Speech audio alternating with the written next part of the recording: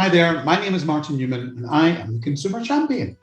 I want to just share some content, an excerpt from my book, The Power of Customer Experience, and talk about the reasons really and the thinking and my motivation behind the book, much of which you'll find in the introduction. So I'm going to read from that now, just to give you a flavour of the book.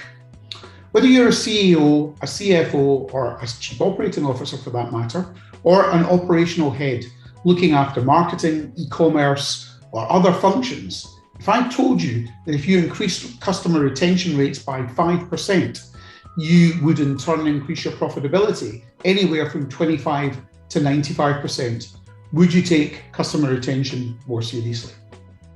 Would you then invest in and focus on the core drivers of customer retention? My book will provide you with everything you need to know about how to achieve that, as well as how to provide the business case. Yes, you'll still need one of those to convince the powers that be to make the appropriate investment in achieving this.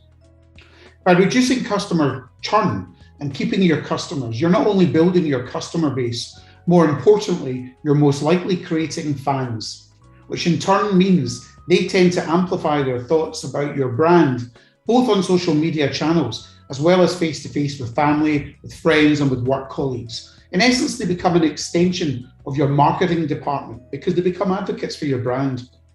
Following on from our first book, 100 Practical Ways to Improve Customer Experience, which was a practical guide about how to deliver customer centricity end-to-end across a consumer-facing business, this book is about the value of doing it.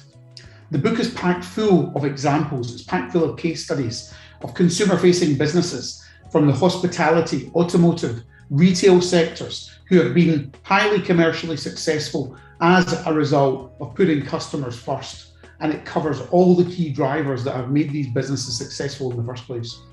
It's anchored, their success is anchored in their culture, their levels of service, great customer experience, and overall consumer engagement.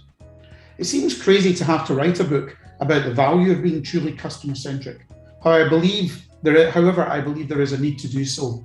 I have many conversations with C-suite execs who come from a time when we could take a customer's business for granted and therefore have focused on more traditional business metrics rather than the customer-facing ones.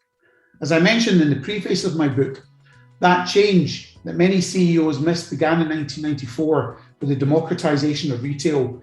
Essentially, the birth of e-commerce has grown the proliferation of choice that consumers have today. And that's the one thing that's really changed the balance of power now from the retailer and from the consumer brand to the consumer. 1994 is when the touch paper was lit. I hope that gives you a little bit of a flavour for the book, and I hope you will enjoy it and let me know your thoughts.